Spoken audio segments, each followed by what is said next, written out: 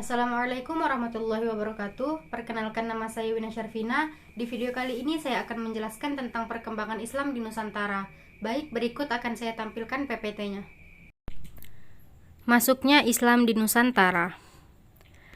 Poin yang ada di dalam PPT ini yaitu sejarah masuknya Islam ke Nusantara, tokoh-tokoh pembawa Islam ke Nusantara, capaiannya, dan ibrah masuknya Islam di Nusantara. Sejarah masuknya Islam ke Nusantara. Yang pertama, melalui jalur perdagangan. Proses masuknya Islam di wilayah Nusantara tidak lepas dari kegiatan perdagangan. Kepulauan Nusantara yang terkenal berbagai hasil buminya menjadi daya tarik bagi para pedagang dari berbagai bangsa, antara lain Cina, India, Arab, dan Persia. Mereka berdatangan ke Kepulauan Nusantara untuk berdagang. Melalui hubungan dagang itulah, pedagang Persia, Arab, dan Gujarat yang telah memeluk agama Islam dapat memperkenalkan agama dan budaya Islam kepada penduduk Nusantara. Yang kedua, melalui jalur dakwah. Sesuai dengan ajaran agama Islam, setiap muslim adalah da'i. Para mubalik, guru agama Islam mempunyai tugas khususnya menyiarkan agama Islam. Keberadaan mereka secara khusus telah mempercepat proses berkembangnya wilayah pengaruh Islam, antara lain melalui strategi mendirikan pesantren Islam. Yang ketiga, melalui jalur perkawinan.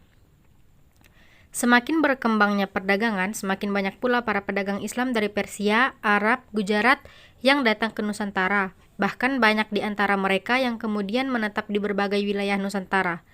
Daerah pemukiman mereka disebut pekojan. Banyak di antara mereka kemudian menikah dengan anggota masyarakat setempat. Jika wanita yang dinikahinya itu berasal dari golongan elit, setidaknya akan berpengaruh dan mendukung bagi proses dakwah Islamiyah terhadap masyarakat. Yang keempat, melalui jalur kesenian. Penyebaran agama Islam dengan menggunakan sarana kesenian disesuaikan dengan kondisi pada masanya. Saat itu, kebudayaan pra-Islam masih sangat kuat dan menyebabkan para mubaligh memanfaatkan kesenian sebagai sarana syiar agama. Misalnya di Jawa menggunakan wayang kulit, gamelan, dan sebagainya.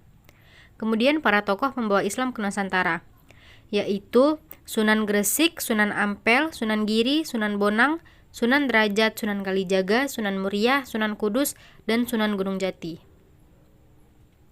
Kemudian pencapaian para tokoh Islam di Nusantara. Pencapaian Sunan Ampel. Sunan Ampel dikenal dengan ajarannya Molimo, yaitu tidak mau melakukan 5 perkara yang dilarang, antara lain emoh main atau tidak mau berjudi, emoh ngumbi atau tidak mau minum yang memabukkan, emoh madat atau tidak mau menghisap candu atau ganja, emoh maling atau tidak mau mencuri, dan emoh madon atau tidak mau berzina. Pencapaian Sunan Bonang. Ia memperdalam ajaran Islam dan berguru pada Maulana Ishaq atau Ayah Sunan Giri di Malaka. Setelah itu, ia kembali ke Tuban untuk mulai berdakwah. Sunan Bonang berdakwah melalui saluran pendidikan dan kesenian, yaitu dengan mendirikan pondok pesantren dan memperbarui gamelan Jawa dengan memasukkan rebab dan bonang. Pencapaian Sunan Derajat. Sunan Derajat banyak berdakwah kepada masyarakat kalangan rakyat kecil.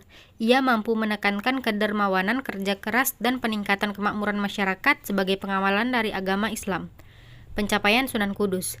Sunan Kudus merupakan orang yang cerdas. Kecerdasannya itu membuat masyarakat memintanya menjadi pimpinan di daerah yang kemudian dinamakan Kudus. Ia bahkan berperan besar dalam pemerintahan Kesultanan Demak sebagai panglima perang, penasihat Sultan Demak, dan hakim peradilan kerajaan. Pencapaian Sunan Giri.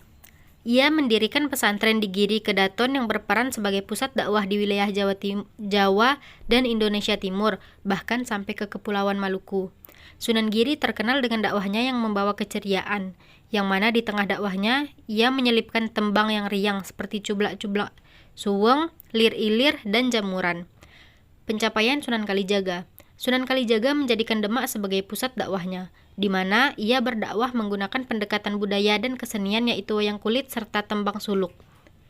Ciri khas dari dakwahnya adalah toleransinya terhadap budaya dan tradisi setempat yang secara bertahap ia tanamkan kesadaran akan nilai-nilai Islam pada budaya masyarakat. Pencapaian Sunan Muria. Sunan Muria menggunakan budaya dan kesenian dalam dakwahnya, di mana tembang sinom, kinanti, dan tradisi kenduri merupakan hasil kreativitasnya. Pencapaian Sunan Gunung Jati.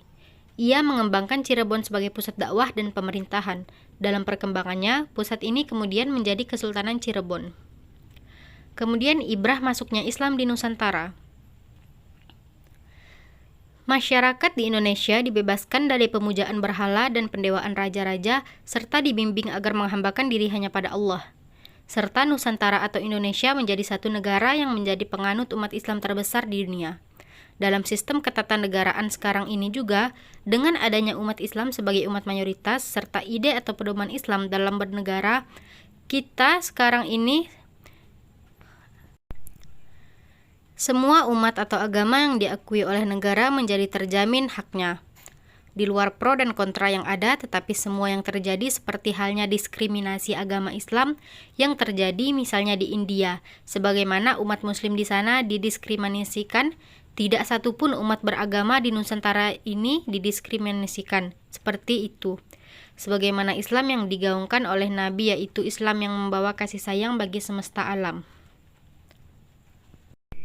Sekian yang dapat saya sampaikan, kurang lebihnya saya mohon maaf. Wassalamualaikum warahmatullahi taala wabarakatuh.